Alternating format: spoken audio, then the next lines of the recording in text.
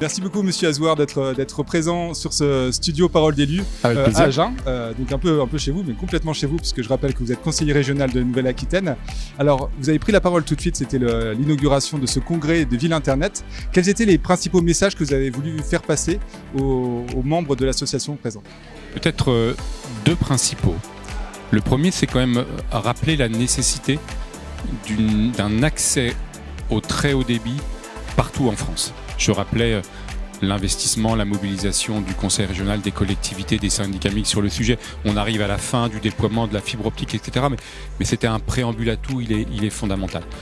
Et le deuxième point, au-delà des enjeux d'inclusion numérique, d'accès aux droits, c'est le cœur aujourd'hui de ce congrès, c'est fondamental, etc. Mais il est vrai que, aussi, eu égard à nos compétences de développement économique, d'aménagement du territoire, les deux sujets en matière de politique numérique aujourd'hui qui sont sur le haut de la pile, c'est d'un côté l'intelligence artificielle et de l'autre la cybersécurité. Justement sur l'IA, parce que ça peut paraître très éloigné finalement des compétences de la loi NOTRe, etc. Comment cette question de l'IA est au cœur de vos discussions aujourd'hui et peut-être dans un avenir proche? Vous parliez tout à l'heure, ce sera peut-être une source de revenus potentiellement? Aujourd'hui, on le voit, l'IA bouleverse tout. Impacte tout, nos vies personnelles, professionnelles. Et jusqu'à présent, nous étions, je dirais, dans un accompagnement régulier. Nous avons des belles entreprises en région Nouvelle-Aquitaine qui développent des outils IA. Nous avons accompagné financièrement leurs innovations. Nous regardons ce qui peut se passer ailleurs, dans d'autres politiques publiques. Mais l'objectif maintenant est de vraiment structurer et d'avoir une parole claire, lisible. Et pour avoir une parole claire et lisible, il faut adopter une feuille de route. Et c'est le travail que nous allons mener cette année. Vous le savez, nous avons l'habitude d'aller chercher des experts universitaires, scientifiques. Nous avons confié une mission à Nicolas Roussel, qui est le directeur du centre INRIA, l'Institut de recherche en informatique, avec d'autres experts qui vont nous éclairer. Et le sujet vraiment pour nous, c'est à la fois de poser évidemment, on connaît le contexte géopolitique en ce moment, les enjeux de souveraineté, les enjeux de sobriété, d'accès à la donnée et de protection. Mais surtout, peut-être le plus important pour nous, le plus important pour le président Rousset, c'est de voir comment l'IA impacte toutes nos autres politiques publiques. Je le disais tout à l'heure, c'est quoi être agriculteur aujourd'hui à l'heure de l'IA? C'est quoi être enseignant? C'est quoi être conducteur d'un TER? C'est quoi dans le quotidien l'accès à la ressource en eau? Et donc, comment l'IA vient percuter toutes ces politiques publiques et comment l'IA peut être une valeur ajoutée. Et donc ça, c'est tout le travail que nous souhaitons mener pour qu'à la fin, on puisse se dire, voilà comment le conseil régional interagit, investit sur l'intelligence artificielle. Je vois qu'il y a un autre enjeu, c'est celui du quantique, sur lequel la région est très en avance. Je ne sais pas si on peut dire en avance, mais en tout cas très impliquée.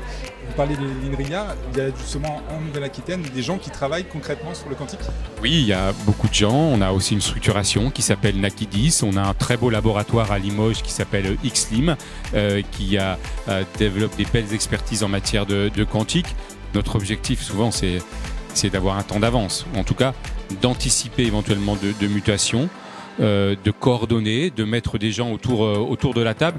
Là, on est sur quelque chose dont l'horizon était peut-être un petit peu plus lointain que l'IA, mais il nous faut être présent. Et puisque vous parlez de quantique, moi, j'oublie pas, et c'est peut-être l'autre élément que j'ai voulu faire passer aujourd'hui, la dimension et l'investissement sur l'enjeu de cybersécurité. Aujourd'hui, pour nous, la cybersécurité, c'est le mantra. On ne peut pas accompagner un projet d'innovation numérique si on n'a pas demandé aux porteurs de projet, à l'entreprise, si globalement il était protégé, si il n'allait pas se faire piller économiquement, s'il n'était pas en capacité du jour au lendemain de se retrouver hacké et rançonné. Et donc, nous avons posé des jalons, posé des structures, un campus régional cybersécurité. Et ce campus régional, et c'est en lien avec la thématique aujourd'hui du congrès, c'est un outil de mutualisation. C'est un lieu avec un numéro, un 0800. Je suis chef d'entreprise, je suis maire, je suis attaqué. Il y a un centre de réponse à incident. Vous pouvez appeler et vous êtes accompagné par les salariés de ce campus régional. Et ça, pour moi, c'est l'élément fondamental. L'autre objectif, qui est aussi important eu égard à notre compétence de développement économique, c'est comment on met en lumière toutes les entreprises de la Nouvelle-Aquitaine qui travaillent dans ce secteur-là, qui sont des offreurs de solutions et qui peuvent éventuellement accompagner ceux qui ont été attaqués et hackés. Mais s'il y a des moyens que nous mettons aujourd'hui, c'est sur l'enjeu de la cybersécurité. Merci Mathieu Azouard. Je rappelle que vous êtes conseiller régional de Nouvelle-Aquitaine en charge justement de tous ces dossiers numériques. Merci de votre invitation. Merci.